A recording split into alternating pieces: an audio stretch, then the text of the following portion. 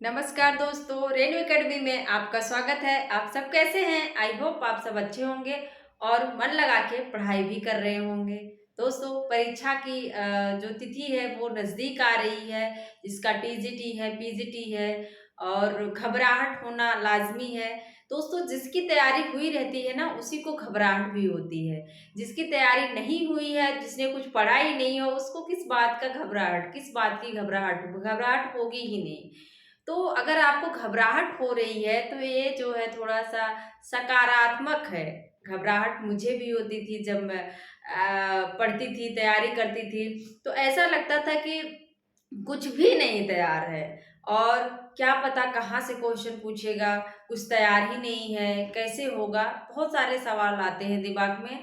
तो आप सब थोड़ा-सा उन चीज़ों को इग्नोर करिए और बस रिवीजन करते जाइए। हमें ऐसा लगता है कि हमारी तैयारी नहीं हुई है, हमें नहीं आ रहा है, लेकिन अगर आपने रिवीजन किया है और वहाँ से क्वेश्चन बनते हैं, तो आपका क्वेश्चन गलत नहीं होगा। तो आप सब बस रिवीजन करिए, क्वेश्चन सॉल्व करिए, देखना सफलता आपको ज़रूर मिलेगी। अगर आप लापरवाही नहीं कर रहे हैं, 100% अपना समय दे रहे हैं, इधर-उधर फालतू बकवास नहीं कर रहे हैं, तो निश्चित रूप से आपको सफलता मिलनी ही है। तो दोस्तों, आज का जो हमारा टॉपिक है वो बहुत ही इम्पोर्टेंट है। आप सब देखिएगा, व्याकरण का टॉपिक है। यहाँ से कुछ क्वेश्चन बनते हैं और हमें थोड़ा-सा जो है कन्फ्यूजन रहता है, क्लियर नहीं रहती हैं चीज़ें, जिसकी वजह से गलत कर हो जाता है।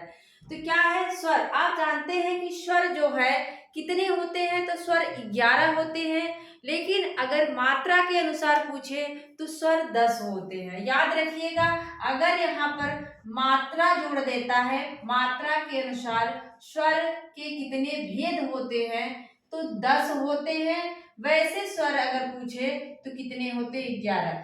10 इसलिए होते हैं क्योंकि जो आ होता है, छोटा आ आप देखेंगे, इसकी कोई मात्रा नहीं होती है। जैसे आप का उच्चारण कर रहे हैं, इसमें आ छुपा हुआ है।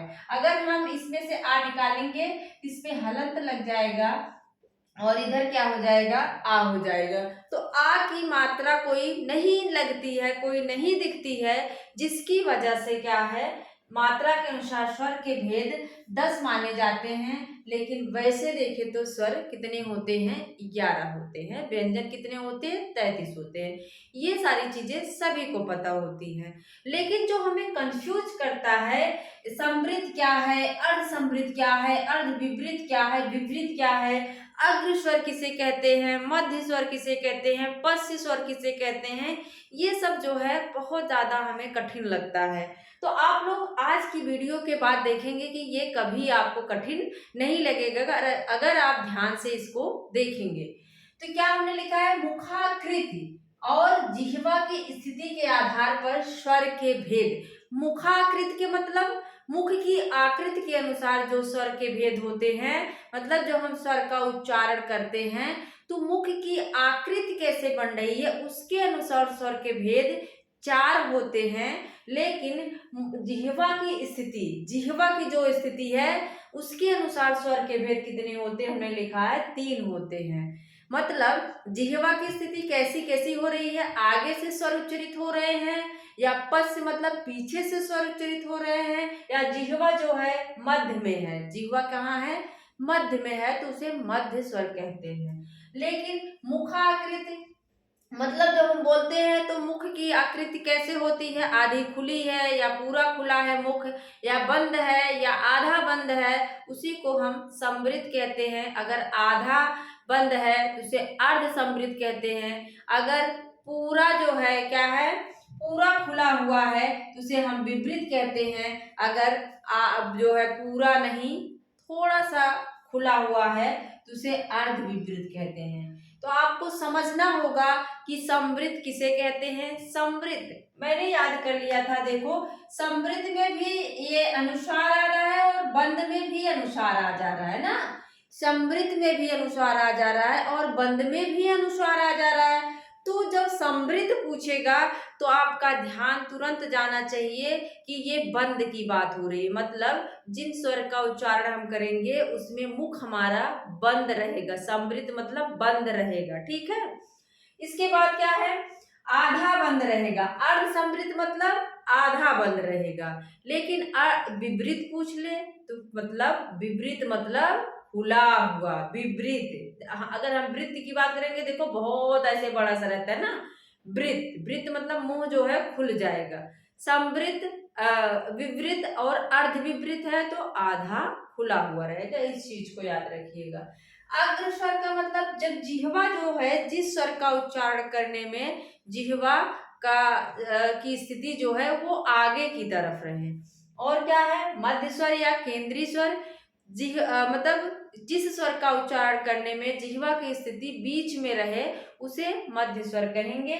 और पश्च स्वर मतलब जिस स्वर का उच्चारण करने में जिह्वा की स्थिति जो है पीछे रहे उसे पश्च स्वर कहते हैं। ये तो हो गई किताबी भाषा। लेकिन अब याद है, इसको जो मैंने बना दिया है ये डायग्राम आप बना सकते हैं और इसको अपने दिमाग में सेट कर लीजिए। अगर ये याद रहेगा तो यहाँ से क्वेश्चन नहीं गलत होगा। तो देखो समृद्ध, अब याद होना चाहिए कि समृद्ध में कौन कौन से आएंगे। समृद्ध में आएगा छोटा ई, बड़ा ई, उ और उ। मतलब ई और उ आएंगे। ई और उ कह रहे हैं तो हमारा मुंह जो है क्या है, बंद है, ज्यादा पूरा ऐसे खुला नहीं है। लेकिन आ कहेंगे, ओ कहेंगे तो मुंह क्या है, खुल रहा है। तो समृद्ध का मतलब बंद है। ई और उ का हम उच्चारण कर रहे हैं, ई उ। तो हमारा मुंह क्या है, बंद है। तो ये क्या हो जाएगा, समृद्ध हो जाएगा। अर्ध समृद्ध मतलब आधा खुला हुआ। अब देखो इसमें कौन कौन सा आ रहा है, ए आ रहा है और ओ आ रहा है। क्या आ रहा है, ए आ रहा है और ओ आ रहा है। तो आधा आधा जो है बंद होना चाहिए, ए ओ। क्या कह रहे हैं, ए ओ। थोड़ा थोड़ा खुला है ना, आधा बंद है आधा खुला है। और आधा खुला किसमें है, ए, औ और ओ। ये ओ है, यहाँ पे हम ओ लिखे हैं, ये कहाँ से लिया गया है, याद रखना अंग्रेजी से पूछा जाता है। ये कहाँ से लिया हुआ है, अंग्रेजी से। जैसे हम कॉलेज लिखते हैं कॉलेज, तो क्या कहते हैं, कॉलेज। तो वहां पे क्या आ रहा है, ओ आ रहा है। तो ये जो ओ है ये कहाँ से लिया गया है, अंग्रेजी से। तो इसका उच्चारण करने में हमारा मुंह क्या है, आधा खुला हुआ है। क्या है, आधा खुला हुआ है। अर्ध विपरीत, अर्ध विपरीत में ए, औ और ओ आएंगे। क्या है, ए, औ और ओ आते हैं।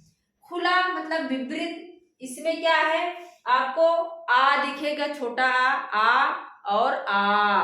क्या है, अगर आप दोनों आ का उच्चारण करेंगे तो ये क्या रहेगा, आपको पूरा मुंह खुल जा रहा है। तो विपरीत में सिर्फ आ आएगा और छोटा आ भी आएगा। ठीक है, इसके बाद हम क्या करेंगे, फिर से देख लो एक बार। समृद्ध, समृद्ध में क्या है, ई उ। याद कर लो, समृद्ध मतलब बंद, समृद्ध मतलब बंद। दोनों में क्या है, अनुस्वार है। तो समृद्ध अगर आता है तो आपको आपका ध्यान तुरंत जाना चाहिए कि मतलब ये बंद की बात कर रहा है, मुख बंद रहेगा।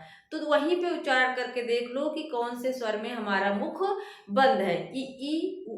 क्या है, ई उ। तो मुख बंद है, समृद्ध हो गया, सिंपल सा। अब जो है अगर अर्ध समृद्ध पूछता है तो उसके आगे बढ़ो आप। क्या है, ए और उ। क्या है, ए और ओ। क्या है, ए और ओ है। दोनों हो गए, ई उ हो गए। इसके बाद क्या आ रहा है, ए और ओ का नंबर आ गया, ए ओ। ठीक है, अर्ध समृद्ध। हमारा मुख क्या है, इसमें आधा बंद है। अब खुलने की बात है, विपरीत की बात हुई, अर्ध विपरीत। तो अर्ध विपरीत में क्या आ जाएगा, ए, औ और आ। क्या है,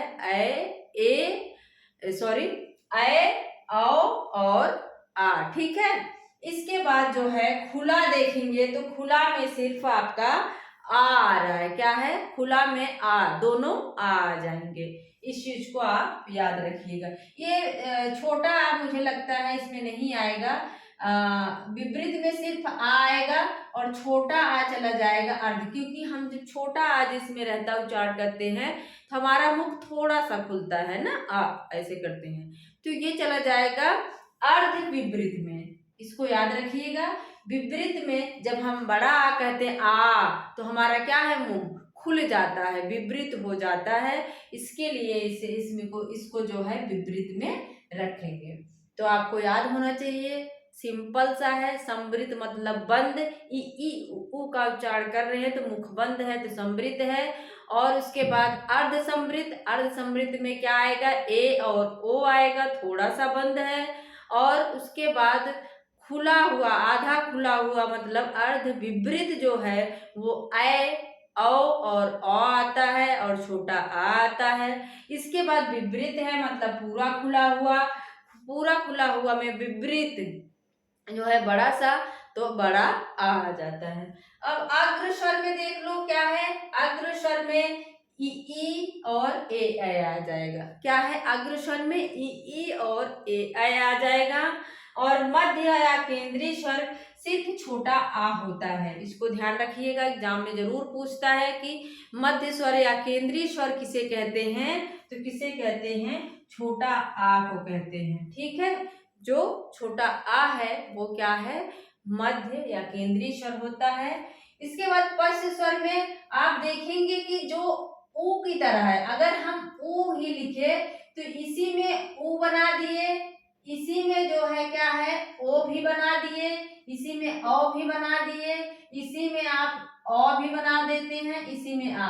मतलब जो पश्च स्वर में क्या है कि जो ऊ की तरह दिख रहे हैं, यहाँ पे तो अलग है, ई और ए है, लेकिन पश्च स्वर में जो ऊ से सारे बन जाएंगे, सारे स्वर ऊ से ही सारे स्वर बन जाएंगे, वो किस में आएंगे, पश्च स्वर में आएंगे। एक चीज आप लोग को दिमाग में दिख रही होगी, मतलब क्लिक कर रही होगी कि जो ई ए तो ठीक है अग्रस्वर में आ गए, लेकिन अब आपको ध्यान देना है पश्च स्वर में कौन आ रहा है, जो ऊ से ऊ की तरह दिख रहे हैं, ऊ ओ आ। ठीक है, पश्च स्वर में ऊ से ही सारे जो है बन जाएंगे, सिर्फ छोटा आ को छोड़कर। छोटा आ को याद रख लो कि यह केंद्र में रहता है। क्या रहता है, यह व्यंजन के केंद्र में रहता है। व्यंजन जो है बिना आ की सहायता से, बिना स्वर की सहायता से नहीं बोले जाते।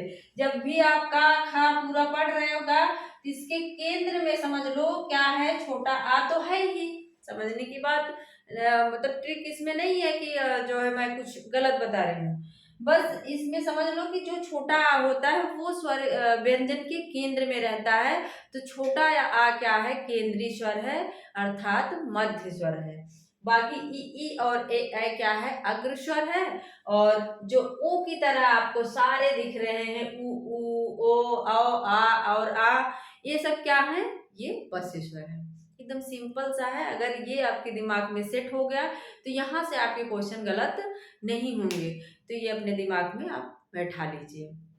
और इसके आगे हम जो है स्वरों का उच्चारण पढ़ेंगे, व्यंजन का उच्चारण पढ़ेंगे, क्योंकि यहाँ से क्वेश्चन गलत होता है कि का उच्चारण कहाँ से होगा, हा का उच्चारण कहाँ से होगा, और जो वत् से व्यंजन होते हैं उसे क्या वो कौन से होते हैं। तो ये सारी चीजें हम जो है अगली वाले वीडियो में देखेंगे। अगर आपको कोई टॉपिक व्याकरण में नहीं समझ आता है तो आप मुझे कमेंट बॉक्स में बता सकते हैं, मैं उस पर पूरा सरल तरीके से बताने की कोशिश करूँगी। और मेरा पूरा वीडियो देखने के लिए आप लोगों का बहुत बहुत धन्यवाद। मिलते हैं अगले वीडियो में। Thank you.